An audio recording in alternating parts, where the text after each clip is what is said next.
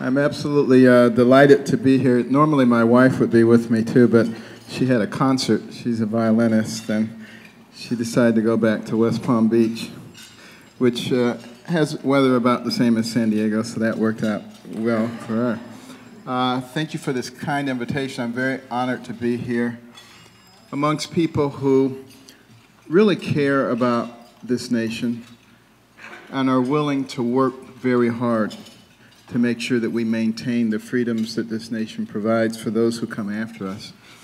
And 2014 was a tremendous year. You know, we got the Senate back, and the most in the House of Representatives in 87 years in terms of that majority.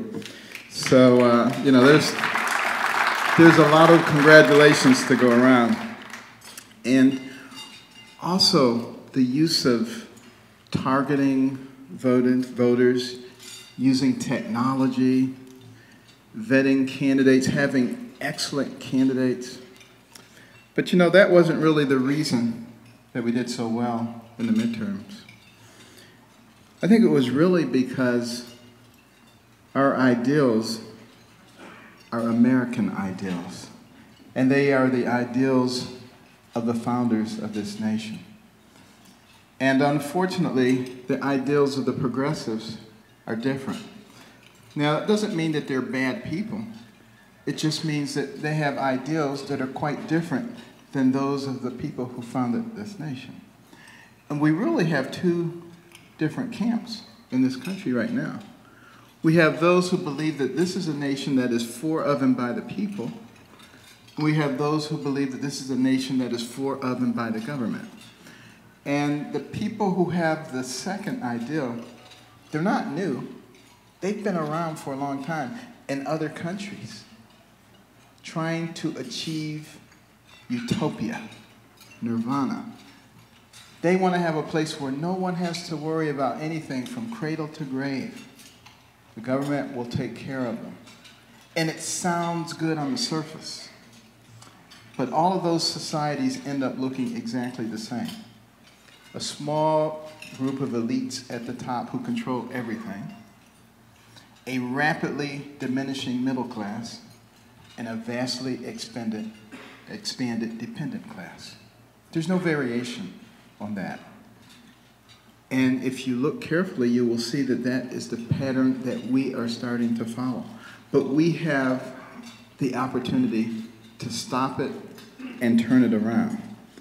And that's really what we should be aiming at. You know, America is still a land of dreams. As a youngster, I dreamed of becoming a physician. It maybe seemed a little unlikely. Now, being after my parents were divorced, a single parent home, dire poverty, horrible temper, terrible grades, no one would have looked at me and said, this guy's going to become a doctor, much less a neurosurgeon, much less director of pediatric neurosurgery at Johns Hopkins. They would have said, come on, you're dreaming. But the thing that I had was a mother who believed in me and who was observant and who refused to be a victim. She had every right to be a victim. From a huge family in rural Tennessee, getting married at age 13, moving to Detroit, finding out that her husband was a bigamist, only having a third-grade education and the responsibility of raising her children on her own. But she absolutely would never make excuses for herself. And she never felt sorry for herself. And that was a good thing. The problem is she never felt sorry for us either. So, you know, there was never an excuse that was acceptable. She would always say, do you have a brain? And if the answer to that was yes, then you could have thought your way out of it. And I believe that that was probably the best thing that she did for us. And she made us read because she looked around at the houses that she cleaned and she noticed that those people read a lot and they didn't look at TV a lot.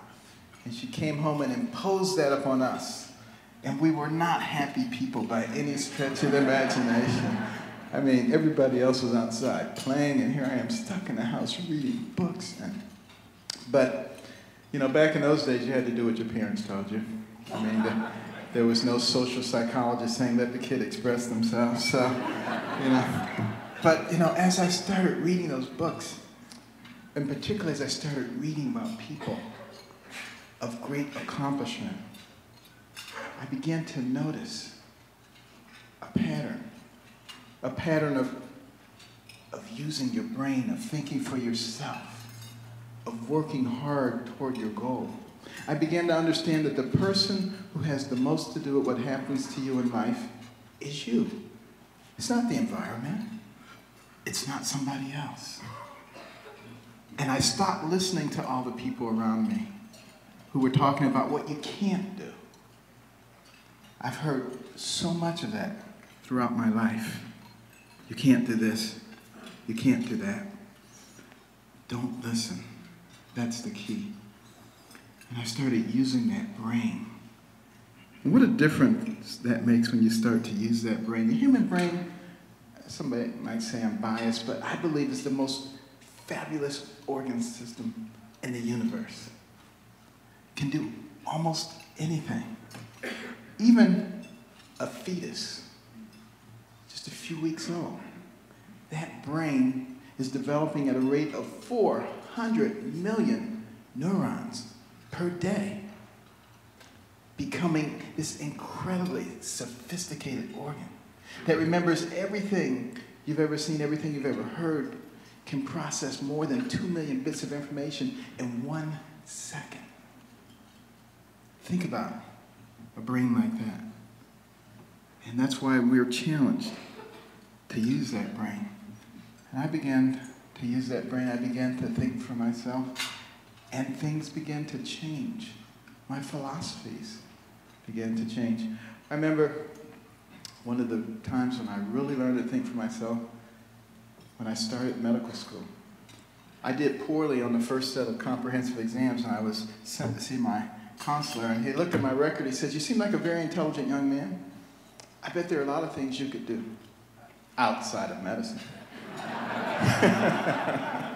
And he encouraged me to drop out of medical school. He says, "You're not cut out for medicine. You're just going to torment yourself and everybody else, and we can get you into another discipline." It seemed like a kind thing, but you know, I went home. I was devastated. I said, "Lord, you got to help me figure this out." And I started thinking. I said, "What kind of courses have you always done well in, and what kind of courses have you struggled in?" And I realized that I did well in courses where I did a lot of reading, and I struggled in courses where I listened to a lot of boring lectures. Because I don't get anything out of boring lectures.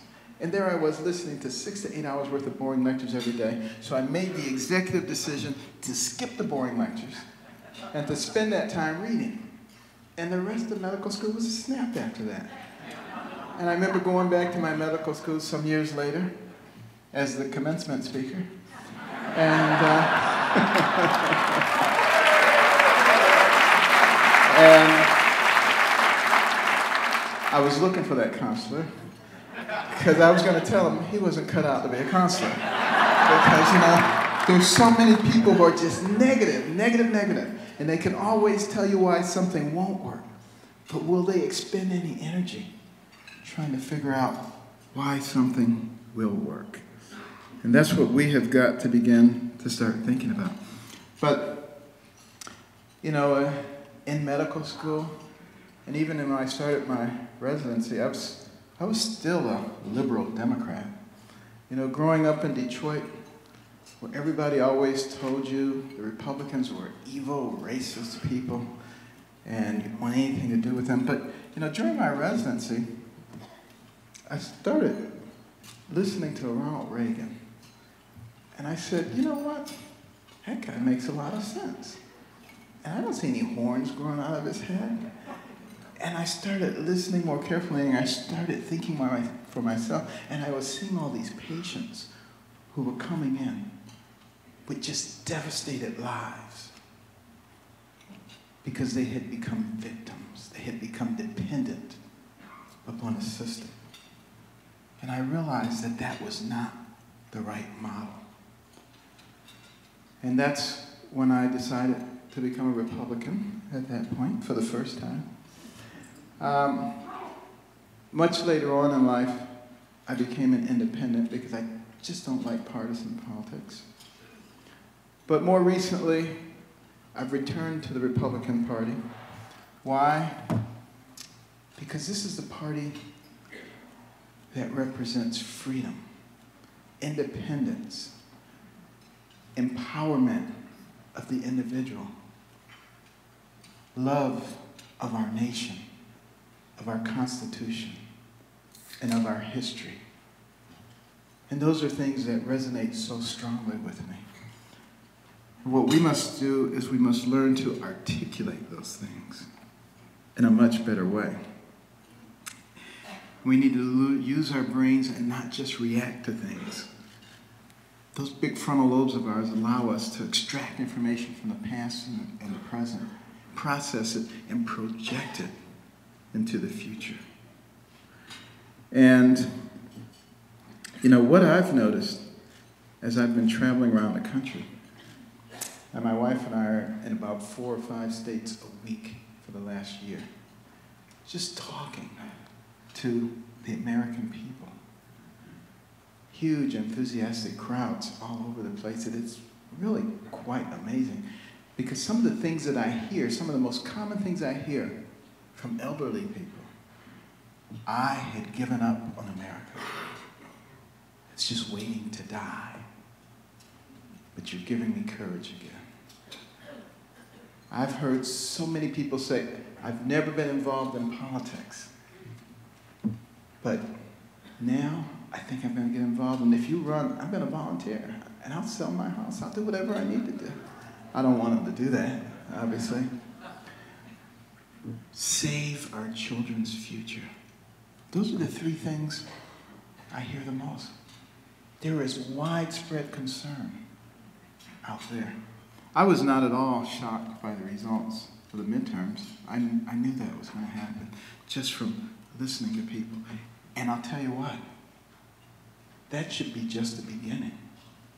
Because the vast majority of people in America actually have common sense. It's just that they've been beaten into submission. And people are afraid to express themselves. And we have to stop being frightened. This is America. First Amendment guarantees us freedom of speech, freedom of expression. And the Republicans have been beaten up a lot and told that they can't win a presidential election. And they can't articulate a vision. I don't believe it. I believe that they can do it.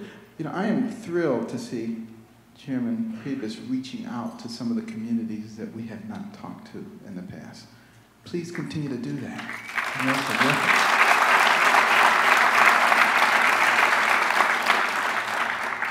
Because we can do it. You know, all my life, I've heard people say, you can't do this. You can't do that. Even after I became a neurosurgeon. That kind of operation can't be done. Nobody's done that before. If I listened to all those people, I wouldn't be standing here talking to you today. Nothing can be done until it's done.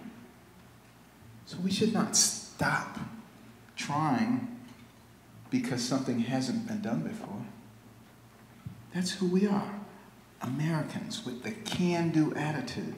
It was that can-do attitude that propelled us to the pinnacle of the world in record time.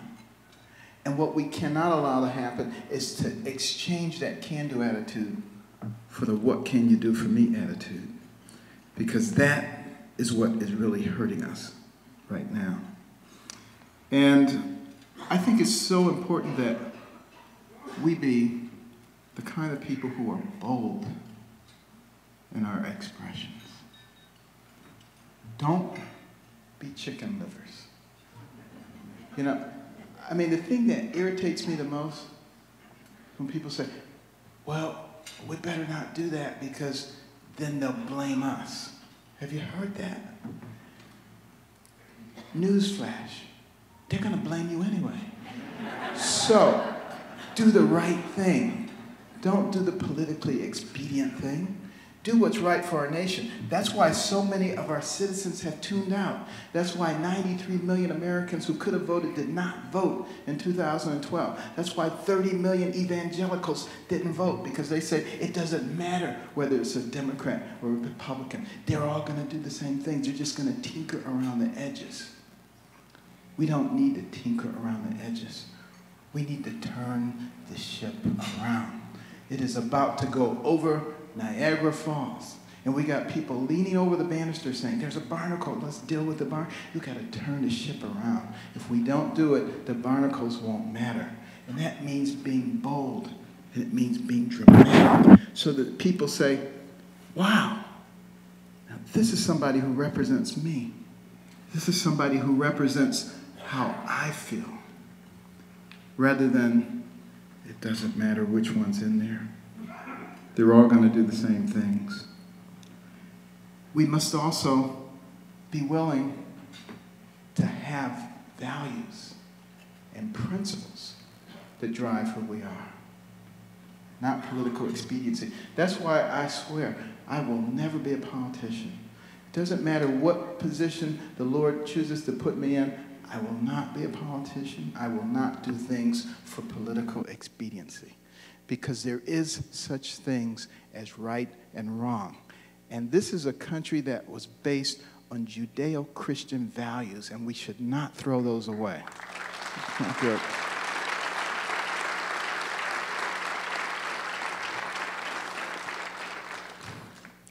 And I want you to think about this country. Think about our history. Think about the pre-revolutionary days. Our settlers, they did not like what King George III was doing and his decrees and his tyranny.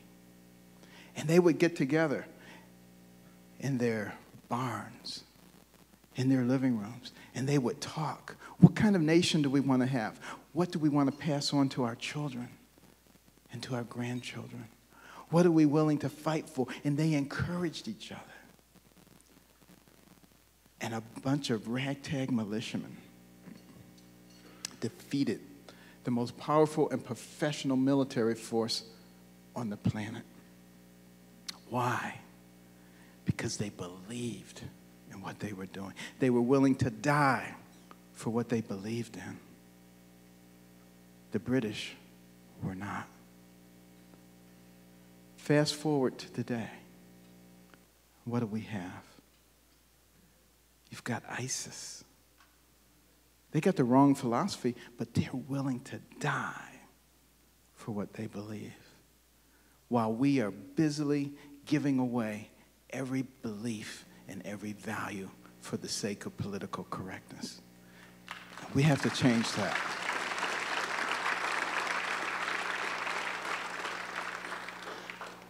Now, I recognize that there's press here, and some liberal press will say, Carson said that ISIS is the same as the United States or as the...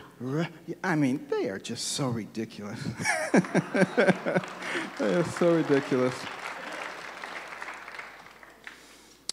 But we got to use those brains to recognize who we are, to understand it, to be proud of it. We have to use our brains to fix the many problems that exist. Healthcare. You know, I was in the airport, and a lady came and sat down next to me, African-American lady. She said, Dr. Carson, I love the stuff you say. It's so good, but how come you don't want poor people to have health care? I said, what? What are you listening to? But, you know, the way things are distorted. I said, no. I want you to listen to something about health care savings accounts. We could make available health savings accounts to every single American. There's a variety of different ways of funding them. Even the most indigent people in our society, we can fund theirs annually by taking money from Medicaid, which is wasted tremendously, divvying it up, putting it in their health savings account where they have control over it. You'll save a lot of money, and you won't be increasing the debt at all. But here's the important thing. if they're responsible for their own health savings account, and a phlebotomy costs $16 at this clinic and $66 at this clinic, guess which one they're going to? Right now, they don't care, whichever one is closest. You also give people the ability to shift money within their HSA, within their family. Dad is $500 short, his wife can give it to him, or his daughter, or his grandfather, or his cousin, or his uncle. It gives you enormous flexibility. And of course, there's the 5% of people who consume 30% of the medical services. They go into a different program. But the 95%, easily taken care of, and you can pass it on when you die. Those kinds of things make a huge difference because it brings everybody onto an equal playing field. Everybody's health insurance is just as valuable. And that will help us get rid of a lot of the disparities that exist. And the way it works right now with Obamacare, people who have it, they go in to get something, then they find out they got a $4,000, $5,000, $6,000 deductible. That's like not having any health insurance at all. It's not doing anybody any good. It sounds good. We're giving you guys free health care. We're taking care of you. But in actuality, it is not good. And what we have to start doing is doing things that make sense, things that make sense for everybody. And we need to work together to do that because we all want to have good health care. Is health care a right? No. I can tell you, I know the Constitution backward and forward. It is not in there. But it is a responsibility for a compassionate society, and we are that. And we spend more than twice as much per capita as the next closest nation on health care. We can do it, and we can do it much better than what's being done right now. Make a big difference. Congress has the ability to do it. Some people say it's the law of the land, it can't be changed. Go back and read the Constitution. Congress makes the laws. Congress can change the laws. And it's put in there by our founders because they recognized that there would come times like this when we needed to change the laws. This is one of those times. And it requires that we be brave. We also have to begin to emphasize the great divide, education. That is the thing that makes the difference in our society. You can take someone from any background, any ethnicity, and you give them a good education, they can write their own ticket. They are not victims. But we've got people running around trying to convince a bunch of people that they're victims.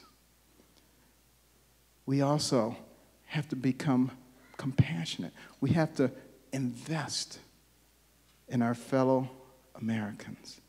The return on the investment being moving people from a state of dependency to independence and being able to partake of the American dream. And we must be able to express that, I think, in the right way. We got to get the economy going again. You know, we need to reform our tax system. You know, it needs to be something that's very simple and that's very fair, applies everybody the same way, and we don't need the IRS. Those are kinds of things that will make a big difference. And we have to care about those coming behind us. $18 trillion national debt and rising. We can't be satisfied with that. Right now, we seem to be okay if this year the debt doesn't go up as fast as it went up next year. That's not the definition of success. We got to get it down. We got to get the size of government down. It is strangling because it's so huge at this point. Thousands of government workers retire each year. Don't replace them. You can shift people around from one department to another. Replace no one for 4 or 5 years. Get the government down to a reasonable size without firing anybody. These are the kinds of things that we have to start thinking about, and it will make a difference. Now, you know, a lot of people have said to me, why would you even think about running for public office? You have no political experience. Anybody who says that has not worked in an academic medical center. I can tell you. Decades in an academic medical center, you got plenty of clinical experience. But I will confess that I do not have experience in certain things, like empowering special interest groups and growing the government and wasting taxpayers' money and dishonoring our military and deserting our allies and lying to the people and submitting to the PC police. I have no experience in that, and I hope to never have experience in that. Into it.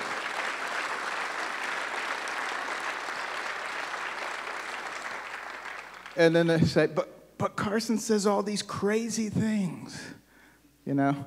And every time, you know, a liberal press does something about me, they say, oh, you know, he's the one that said that, you know, Obamacare is worse than slavery. First of all, I never said that. I said it's the worst thing since slavery. And why did I say that? Because of what it does. It takes the most important thing you have, your health care,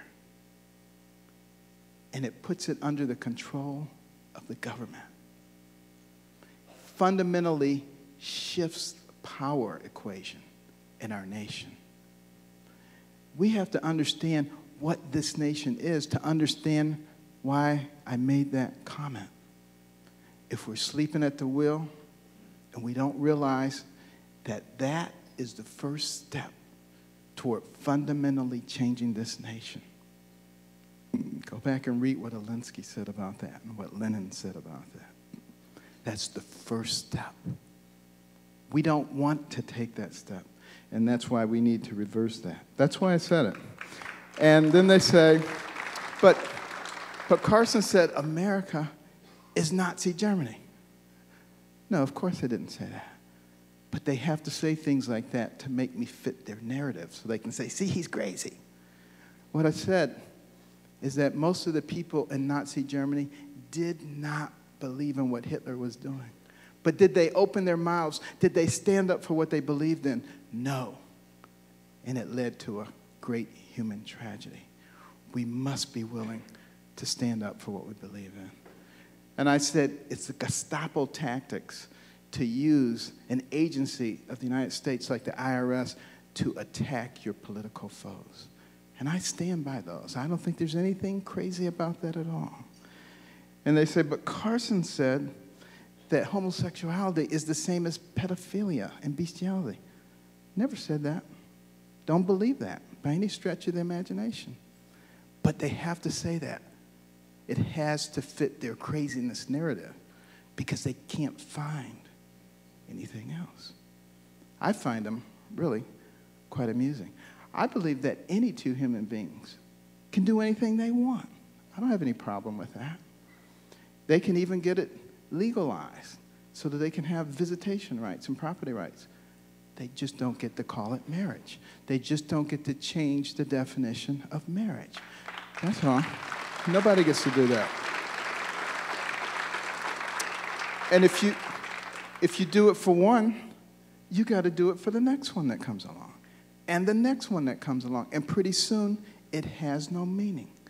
So I don't have any problem with gay people, no problem whatsoever. But I don't think anybody gets to change things for everybody else. That's not equality when we do that. And then, you know, now they're saying Carson's a shield for glyconutrient company. What a bunch of crap that is. You know, they hired me to give some speeches. A lot of companies hire me. I happen to believe in nutrition, never made any claims. You have sales associates who go out and make outrageous claims. That's how the company got sued. But, you know, these kinds of things, ridiculous. Plagiarism, there were some mistakes made there. It was a historical book, had a lot of quotations and citations. We happened to miss a couple. I take full responsibility for that. When I make a mistake, I'm willing to fess up to it. I have learned from that. Be extraordinarily careful. Going back and looking at every other book that I've ever written. So far, it looks pretty good. But you must always take responsibility if you do something and it's not perfect, and you must learn from that whenever it happens. And that's how you make progress. You'll never make progress by trying to cover things up and acting like you're perfect, because none of us are. And then when I said the VA scandal was a gift from God, because it shows us what happens when you put layers of bureaucracy between patients and healthcare providers. And the liberal media says, Carson says, God wants veterans to die. I mean, these are just such absurd, ridiculous things.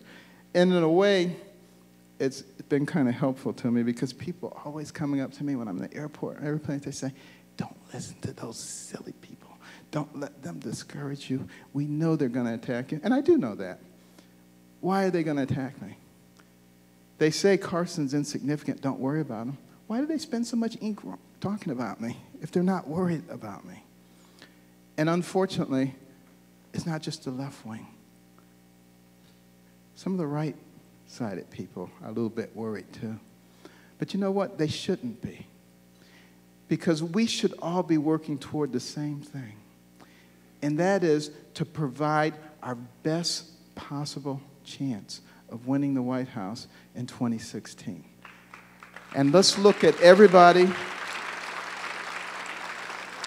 Let's look at everybody. Let's listen to them. Let's examine them extremely carefully.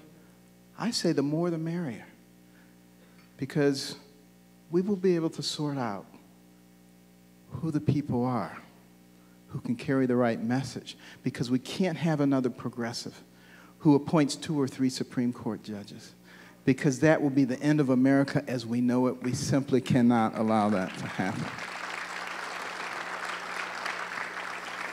But all of that is going to require courage. And let me close on that note. Courage. That's one of the manifestations of America. There were those who preceded us who had courage. Where would we be if they didn't? Where would we be if there weren't people like Nathan Hill, teenage rebel spying for us, caught, ready to be executed? He said, my only regret is that I have but one life to give for my country. Patrick Henry, give me liberty or give me death. World War II, storming the beaches of Normandy, being mowed down on D-Day, hundreds at a time laying there dead, 1,000 laying on the beach dead. Did our soldiers turn back? Were they frightened? Yes, they were frightened, but they didn't turn back. They stepped over the bodies of their dead comrades. In many cases, realizing they would never see their loved ones again. They would never see their beloved land again. Why did they do that? They did it for you and for me, so that we could be free.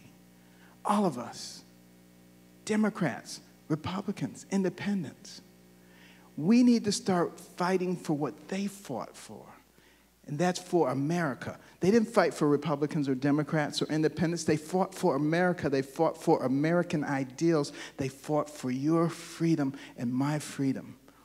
We are the party right now that represents that. But it is my hope that everybody in this country will begin to realize what it is to be an American. And we need to stop fighting each other. We need to stop listening to the purveyors of division. They want a war on everything, a war on women, age wars, income wars, religious wars, race wars. They want you to believe that our system doesn't work. And we get disgusted with it. We say we must have something else, and it paves the way for the fundamental change of America. We don't need to change America. We need to fix America. And now is the time. Now that torch of courage has been passed to us. What are we going to do with it? Are we going to hide that flame? Or are we going to hold it high so that the next generation can see the path to one nation under God, indivisible, with liberty and justice for all? Thank you very much.